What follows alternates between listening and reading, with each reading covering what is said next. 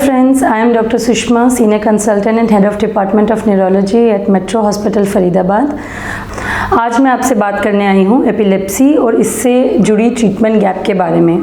Friends, पूरी दुनिया में तकरीबन 5 करोड़ लोग एपिलेप्सी यानी मिर्गी के दौरों की बीमारी से सफ़र करते हैं और इसमें से तकरीबन 80% लोग लो और मिडिल इनकम कंट्रीज़ में हैं, जैसे कि भारत में। भारत की अगर बात करें तो अगर 1 लाख की आबादी में तकरीबन 140 लोगों को मिर्गी के दौरों की बीमारी है। परंतु दुख की बात यह है कि जितने लोगों को एपिलेप्सी यानी मिर्गी के दौरों की बीमारी है, उसमें से 50% से भी ज़्यादा लोग, तकरीबन 60 से 65% लोग ऐसे हैं जिनको एपिलेप्सी की सही ट्रीटमेंट नहीं मिल पाती। फ्रेंड्स, मिर्गी के दौरे, मिर्गी की बीमारी और एपिलेप्सी की बीमारी ये एक ट्रीटेबल डिजीज़ है और सही इलाज से दौरों पे पूरी तरह से नियंत्रण पाया जा सकता है।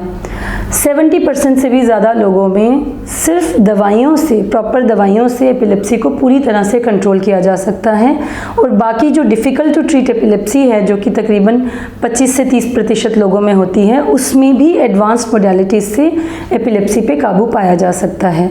परंतु इसके बावजूद एपिलेप्सी की सही ट्रीटमेंट लोगों तक नहीं पहुंच पाती और जितने लोगों को इलाज चाहिए और जितने लोगों को इलाज मिल रहा है, इनके बीच का जो गैप है, इसे हम ट्रीटमेंट गैप कहते हैं। ट्रीटमेंट गैप एपिलेप्सी में एक बड़ी समस्या है। आइए देखते हैं कि क्यों, आइए जानते हैं कि क्यों एपिलेप्सी में ट्रीटमेंट गैप इतनी बड़ी समस्या है, जो कि बाकी रोगों में इतनी बड़ी समस्या नहीं है। देखिए, इसका एक कारण है कि लोगों को मिर्गी के दौरों की बीमारी के बारे में सही जानकारी ना होना। हमारे देश में जहाँ पे काफ़ी अनपढ़ता और अज्ञानता है, कई लोग मिर्गी के दौरों की बीमारी को बीमारी ना मान के जादू टोना, भूत प्रेत इस तरह की चीज़ मान लेते हैं और इसको जो इसके एपिलेप्सी के विशेषज्ञ होते हैं, जो न्यूरोलॉजिस्ट होते हैं, उनके पास नहीं पहुंचते, बल्कि झाड़ फूंक और ट्रेडिशनल हीलर्स के पास पहुंच जाते हैं। ये एक कारण है एपिलेप्सी का सही इलाज ना हो पाने का। दूसरा, एपिलेप्सी को पहचान ना पाना। एपिलेप्सी में मिर्गी के दौरे आते हैं जो कई तरह के होते हैं। एक तो जनरलाइज दौरे होते हैं जिसमें पूरा शरीर अकड़ता है, पेशाब निकल सकता है, जीभ कट सकती है, आंखें ऊपर हो जाती हैं। लेकिन उसके साथ साथ और भी फोकल एपिलेप्सी, एक अलग तरह की एपिलेप्सी होती है जिसमें कई तरह के छोटी छोटी चीज़ें हो सकती हैं जिनको दौरों के रूप में कई लोग पहचान नहीं पाते। जैसे कि अचानक व्यक्ति का आँख एक तरफ को गड़ा देना, टेम्पररी कन्फ्यूजनल स्टेट हो जाना, लिप स्मैकिंग यानी अपने होंठों पे अपनी जीभ को फिराते रहना और उस वक्त व्यक्ति का पूरी तरह से होशो हवास में ना रहना, सिर्फ एक बाजू या एक टांग का थोड़ी देर के लिए हिलना, कुछ परसेप्चुअल फिनोमिना होना, कई लोगों को सिर्फ डर लगता है, थोड़ी देर के लिए डर लगना, ये भी एपिलेप्सी का एक लक्षण कुछ लोगों में हो सकता है। तो कई तरह की एपिलेप्सी के मैनिफेस्टेशंस हो सकते हैं जिनको कई बार पहचान में नहीं आ पाते और सही डॉक्टर के पास न्यूरोलॉजिस्ट के पास ना पहुंचने से उनकी आइडेंटिफिकेशन एज एपिलेप्सी नहीं हो पाती। कई बार मानसिक विकार के रूप में, डिप्रेशन या एंजाइटी के रूप में उनका ट्रीटमेंट होता रहता है। तो ये एक दूसरा कारण है एपिलेप्सी की ट्रीटमेंट में गैप होने का। तीसरा कारण है सोशल स्टिग्मा।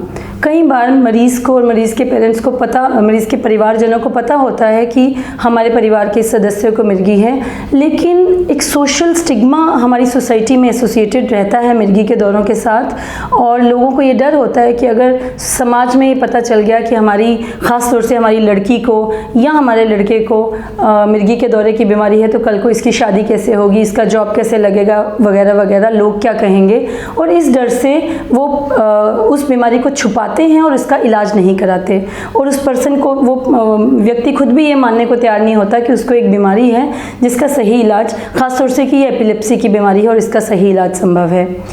फ्रेंड्स, ऐसा नहीं है। एपिलेप्सी कोई सोशल स्टिग्मा वाली बात नहीं है। ये ऐसी ही एक बीमारी है जैसे शुगर की बीमारी या high blood pressure, diabetes, hypertension, इस तरह की बीमारी, और सही इलाज करने से ये बीमारी पूरी तरह से ठीक हो सकती है। इस पर अच्छा नियंत्रण पाया जा सकता है। चौथी वजह जो ट्रीटमेंट गैप की अक्सर हम देखते हैं, वो है लड़कियों से, विमेन से ख़ास तौर से जुड़ी हुई। विमेन आर स्पेशली, आप जानते हैं हमारी जो समाज है वो पुरुष प्रधान समाज है, पेट्रियार्कल सोसाइटी है और विमेन में एपिलेप्सी होने पे एक बहुत बड़ा टैबू मान लिया जाता है। ख़ास तौर से कई लड़कियों को हम देखते हैं कि शादी से पहले उनकी एपिलेप्सी दवाई से पूरी तरह कंट्रोल होती है, लेकिन जैसे शादी की बात चलती है वो अपनी दवाई रोक देते हैं कि ससुराल में कैसे अपनी दवाई लेंगे, लोग क्या कहेंगे वगैरह, और उसके कारण से उनकी कंट्रोल्ड एपिलेप्सी भी अनकंट्रोल्ड हो जाती है। कई लोगों को ये डर होता है कि कई महिलाओं को ये डर होता है कि अगर हम एपिलेप्सी की दवाई खाते रहेंगे तो हमारी प्रेगनेंसी में हमारे बच्चों पे असर तो नहीं आएगा। इस डर से वो दवाई छोड़ देती हैं और उससे उनके दौरे की समस्या बढ़ जाती है।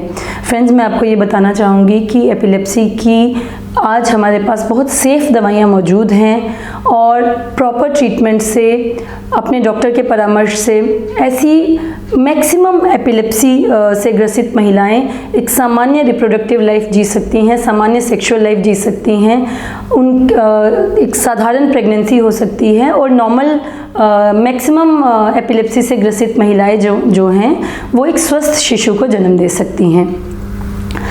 तो मैं यही कहना चाहूँगी, ज़्यादा डिटेल्स में ना जाते हुए मैं यही कहना चाहूँगी कि ये समझना ज़रूरी है कि मिर्गी के दौरे की बीमारी या एपिलेप्सी की बीमारी एक ऐसी बीमारी है जो ट्रीटेबल है। सही डॉक्टर से इलाज कराने से, न्यूरोलॉजिस्ट के पास पहुंचने से आपकी बीमारी का डायग्नोसिस और ट्रीटमेंट सही प्रकार से हो सकता है। मॉडर्न मेडिसिन आपके साथ है, न्यूरोलॉजिस्ट हम आपके साथ खड़े हैं। ऐसी कोई वजह नहीं है कि हम एपिलेप्सी को डिफ़ीट ना कर पाएँ। इसलिए अपनी बीमारी का सही तरीके से इलाज कराएं ताकि ट्रीटमेंट गैप कम हो सके और हम एपिलेप्सी पे विजय पा सकें। Thank you.